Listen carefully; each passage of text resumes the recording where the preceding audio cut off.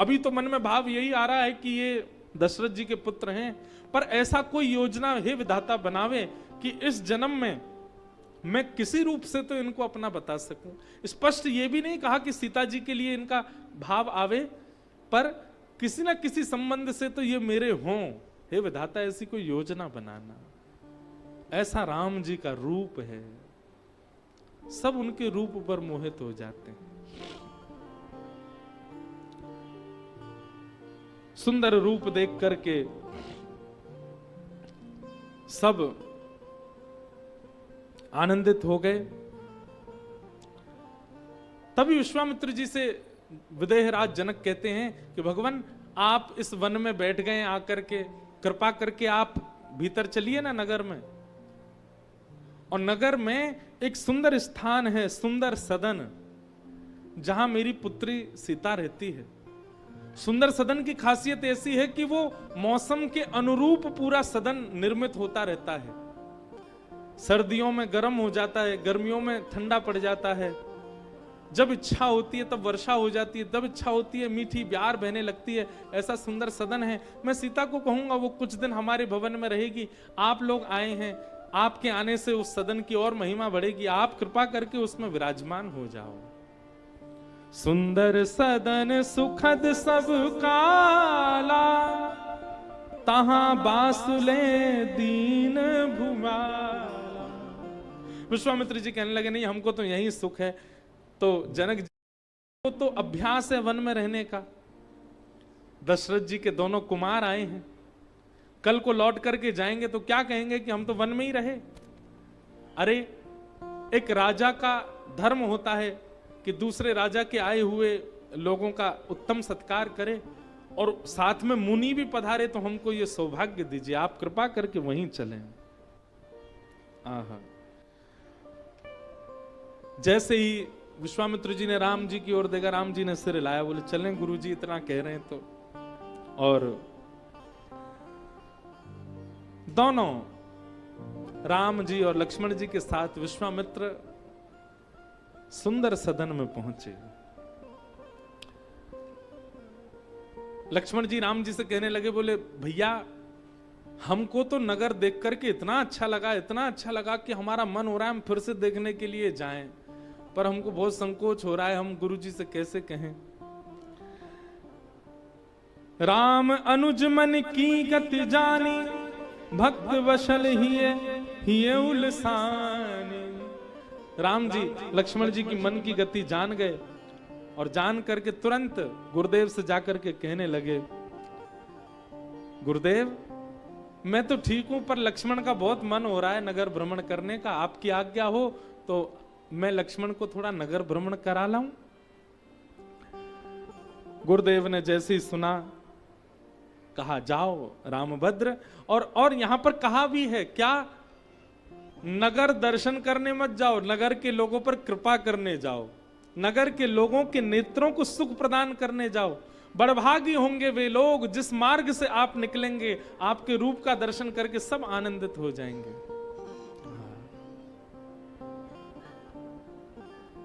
राम लक्ष्मण जैसे ही निकले हैं महाराज नगर भ्रमण के लिए, ऐसा वर्णन करते हैं अटारियों पर लोग खड़े हो गए, बालक आगे आगे दौड़ करके सबको संकेत करते जा रहे हैं, दो राजकुमार आ रहे हैं, जल्दी निकल करके आओ, उनका रूप देखो। जो एक बार राम जी को देख लेता है दौड़ करके घर में जाता है, बाकी के बैठे हुए लोगों को उठा करके लाता है, जल्दी आओ, दो ऐसे कुमार बालक हमारे नगर में भ्रमण कर रहे हैं, ऐसे कभी देखे नहीं। सखियां सब अपनी अटारियों पर खड़े होकर के राम जी के रूप को देख रही हैं, और कई सखियां आपस में चर्चा कर रही हैं, हमारे जनक जी ने सीता जी के ब्याह के लिए गलत निर्णय ले लिया। क्या गलत निर्णय ले लिया? बोले धनु यज्ञ का कार्यक्रम करा दिया, धनुष को जो तोड़ेगा वही ब्याह करेगा। अब ऐसे कुमार बालक ये तो बेचारे स्पर्श भी नहीं कर पाएंगे, और सीता जी के पूरे योग्य लग रहे हैं। राम जी को देख करके कई सखियां अपनी अटारियों से ही चर्चा कर रही हैं और विधाता से प्रार्थना कर रही हैं, हे विधाता या तो इनका सीता जी से ब्याह हो जाए, नहीं तो हमारे नगर में किसी से भी इनका ब्याह हो जाए, पर हो जाए हमारे नगर में। किसी सखी ने आगे पूछा, ये क्या बात हुई? सीता जी से ब्याह हो जाए ये बात समझ में आती है, लेकिन तुम कह रही हो किसी से भी हो जाए, उससे तुमको क्या लाभ मिलने वाला है? बोले अरे सीता जी से ब्याह हो ये तो प्रथम इच्छा है, पर सीता जी से नहीं हुआ तो किसी और से हो जाएगा, तो उस बहाने ये दोनों नगर आते रहेंगे और जब जब आएंगे तब तब हमको दिखते रहेंगे। इसलिए हम कह रही हैं हे विधाता, इनका विवाह हमारे नगर में ही हो जाए। राम जी के उस रूप को देख करके सब आनंदित हो रहे हैं। राम जैसा नगीना नहीं, सारे जग की बजरिया में। राम जैसा नगीना नहीं, सारी जग की बजरिया में। नीलमणि ही जड़ाऊंगी, अपने मन की मुदरिया में। नीलमणि ही जड़ाऊंगी, अपने मन की मुदरिया में। हे राम का नाम प्यारा लगे, रसना पे बिठाऊंगी। राम का नाम प्यारा लगे, रसना पे बिठाऊंगी। हे राम का नाम प्यारा लगे, रसना पे बिठाऊंगी। राम का नाम प्यारा लगे, रसना पे बिठाऊंगी। मूरत को बसाऊंगी, मूरत को बसाऊंगी। तो अपने नैन पुतरिया में। मूरत को बसाऊंगी, अपनी नैन पुतरिया में। राम जैसा नगीना नहीं, सारे जग की बजरिया में। राम जैसा नगीना नहीं, सारे जग की बजरिया। राजा रामचंद्र भगवान की।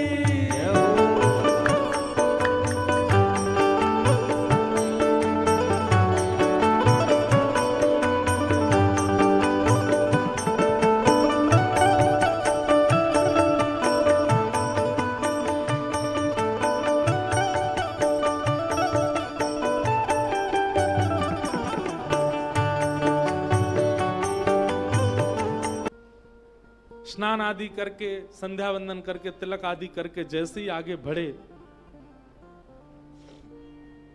एक सुंदर नगर दिखने लगा।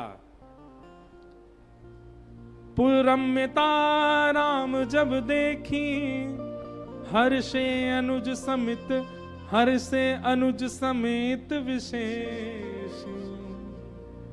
जैसे ही महाराज विदेह नगर को देखा, जनकपुर को देखा है ठाकुर जी ने दूर से ही, मनी मन बड़ा हर्ष होने लगा। ठाकुर जी प्रसन्न होने लगे, लक्ष्मण जी का हाथ पकड़ के थोड़ा थोड़ा दबाने लगे। आहा कितना सुंदर नगर है।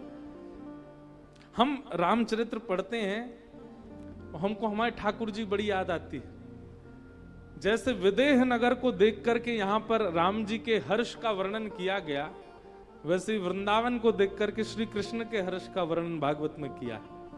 वृंदावनम संप्रविश्य सर्वकाल सुखावहम। पूरी भागवत जी में कितने नगरों में गए भगवान, लेकिन केवल वृंदावन के लिए लिखा है। क्यों? वृंदावन प्रविष्ट होते ही ठाकुर जी बड़े प्रसन्न हो गए, अति आनंद में आ गए। क्यों?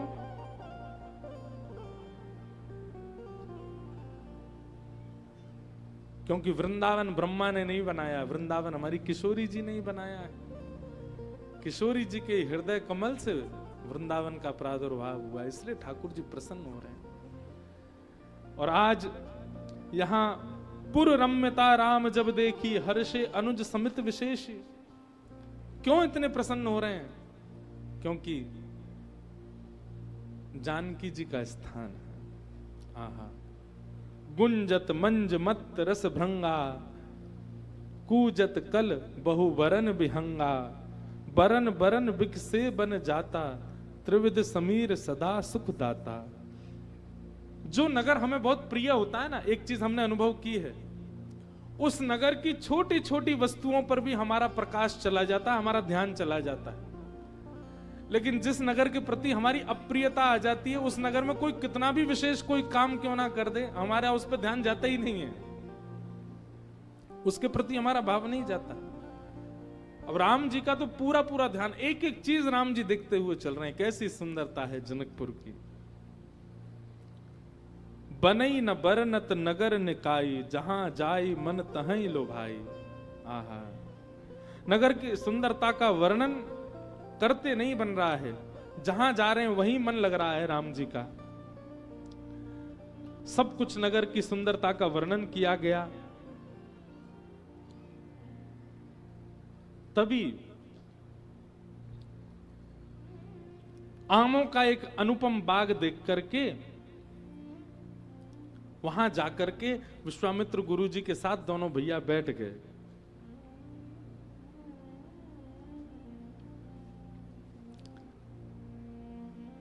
छांव में जाकर के बैठे हैं। तभी किसी नगरवासी ने विश्वामित्र जी को देखा, दौड़ करके गए और विदेह राज जनक जी को जाकर के सूचना प्रदान की है कि बोले महाराज, नगर में श्री विश्वामित्र जी आए और 2 कुमार बालक उनके साथ में पधारे हैं। यहां जैसे ही जनक जी ने सुना कि विश्वामित्र जी आए हैं, तुरंत सबको इकट्ठा किया। बोले अरे बधाई की तैयारियां करो, स्वागत की तैयारियां करो, मुनि हमारे नगर में पधारे हैं।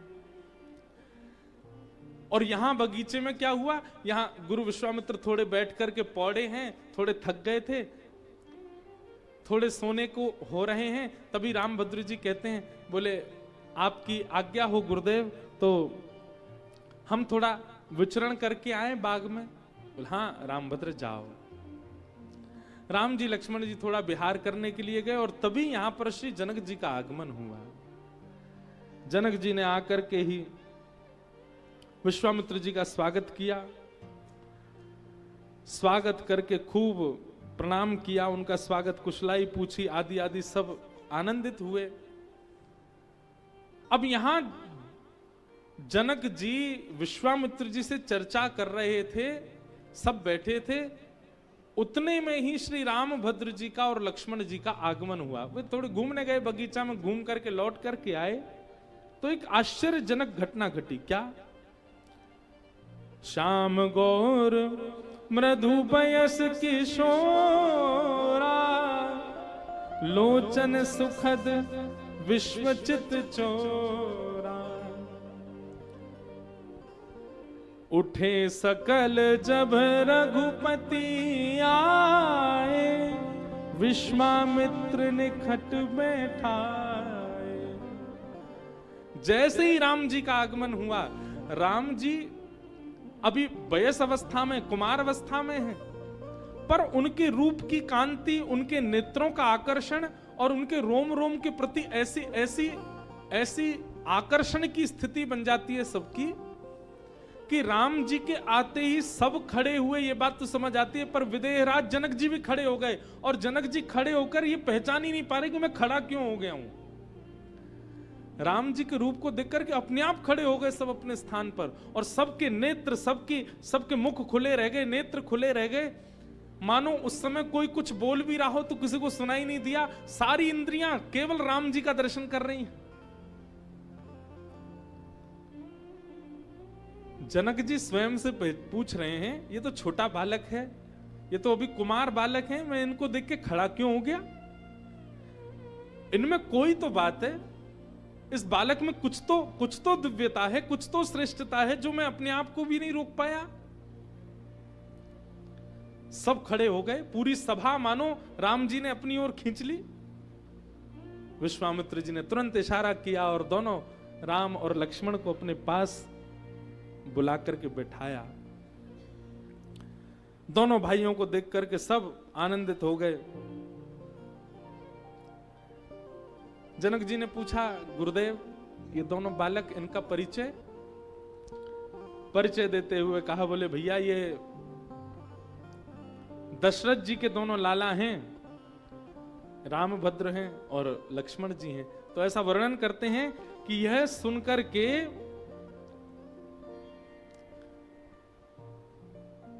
विदेहराज जनक जी को मीठी ईर्ष्या होने लगी दशरथ जी से, और मानो विधाता को कोसते हुए एक बार को जनक जी कह रहे हैं, इतने सुंदर बालक, इतने सकुशल बालक, ऐसे योग्य बालक जिनके देखने मात्र से उनके गुण प्रकट हो जाते हैं। अरे दूसरों के बालक के तो गुण पूछने पड़ते हैं, पर राम जी का स्वरूप ऐसा है कि कुछ पूछे नहीं, केवल देखते रहो। ऐसा आकर्षण, ऐसे सुंदर बालक तो हमारे जनकपुर में होने चाहिए थे, हमारे घर में होने चाहिए थे। अरे विधाता आपने भी क्या किया है, दशरथ जी के यहाँ भेज दिया इनको। ये बालक तो हमारे यहाँ जन्म लेते तो आनंद ज्यादा होता। लेकिन तभी मानो जनक जी के भीतर से आवाज आने लगी, अब पुत्र तो नहीं बन पाए मेरे, लेकिन हे विधाता ऐसी करुणा करना, ऐसी कृपा करना, कोई तो संबंध इनसे बन जाए, ये किसी रूप में तो मेरे हों, ताकि इनको मैं अपना कह सकूं। अभी तो मन में भाव यही आ रहा है कि ये दशरथ जी के पुत्र हैं, पर ऐसा कोई योजना हे विधाता बनावे। सारे जग की बजरिया, राजा रामचंद्र भगवान की।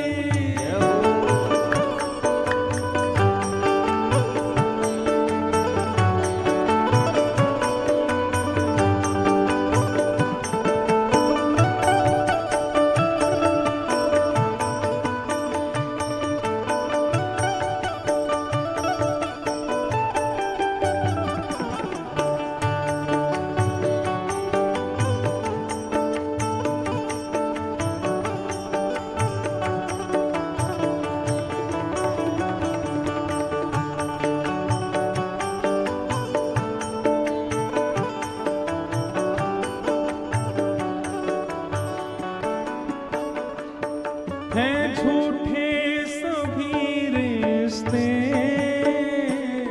और झूठे सभी नाते, हैं झूठे सभी रिश्ते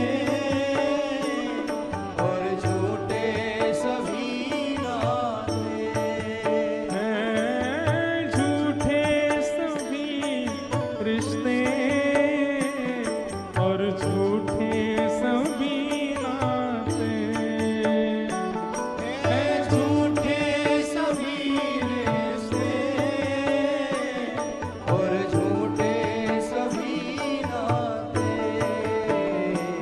झूठा रंग ना चढ़ाऊंगी, झूठा रंग ना चढ़ाऊंगी, अपनी श्यामल चदरिया में। झूठा रंग ना चढ़ाऊंगी, अपनी श्यामल चदरिया में। राम जैसा नगीना नहीं, सारे जग की बजरिया। राम जैसा नगीना नहीं, सारे जग की बजरिया में। अंतिम भाव, सब जनकपुर के लोग राम जी को देख करके यही भाव रख रहे हैं, बस क्या, हे जल्दी से यतन करके राघव को रिझाना है, जल्दी से यतन करके राघव को रिझाना है, ओ जल्दी से यतन करके राघव को रिझाना है, जल्दी से यत्न करके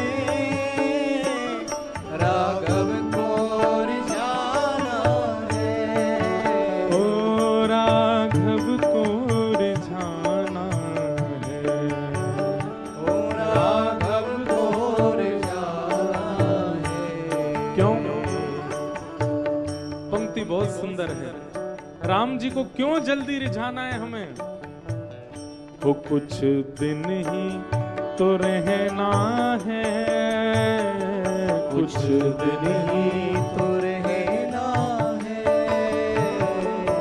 कुछ दिन ही तो रहना है, कुछ दिन ही तो रहना है। कहाँ?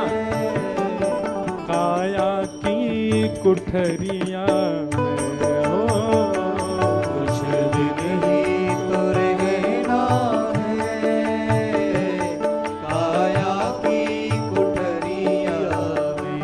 ओ कुछ दिन ही तो रहना है, काया की कुठरिया कुछ दिन ही तो रहना है, काया की। से राम जैसा नगीना नहीं, सारे जग की बजरिया में। राम जैसा नगीना नहीं, सारे जग की बजरिया में।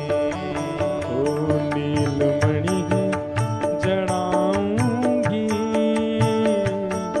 अपने मन की मुदरिया में। नीलमणि जलाऊंगी अपने मन की मुदरिया में। इस प्रकार संपूर्ण जनक नगरी को अपने रूप से आनंदित करके प्रभु श्री राम लक्ष्मण मानो कृपा करके आए हैं पूरी जनकपुरी पर। रात्रि में आए, आकर के संध्या वंदन करके चरण दबाए गुरुदेव के। दोनों राम लक्ष्मण भैया चरण दबा रहे हैं और गुरुदेव अति प्रसन्न हैं, प्रसन्न होकर के आनंदित हो रहे हैं राम जी के और लक्ष्मण जी के इस प्रेम को देख करके।